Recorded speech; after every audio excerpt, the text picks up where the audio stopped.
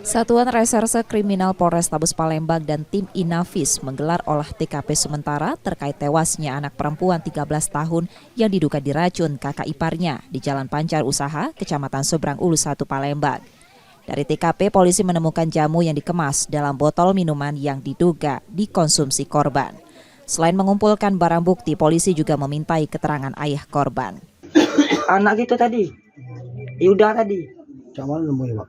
Yo, tuh duduk di situ lah dia. Di belakang lemari. Di belakang lemari.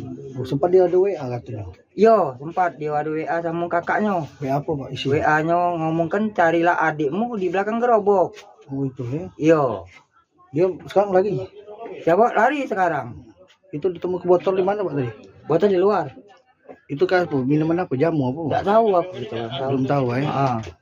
Isak tangis teman, kerabat serta keluarga mengiringi pemakaman AN, bocah perempuan berusia 13 tahun yang tewas diduga diracun kakak iparnya. Mereka berduka karena tidak percaya korban meninggal dunia karena diracun oleh kakak iparnya. Korban dimakamkan di tempat pemakaman umum Nagasuida Kamis siang setelah selesai divisum di Rumah Sakit Bayangkara Palembang. Ayah korban menyebut jika anaknya diracun menggunakan racun ikan yang dilarutkan dalam jamu. Ia berharap pelaku dapat segera ditangkap polisi. Yudi Kiswanto, Kompas TV, Palembang, Sumatera Selatan.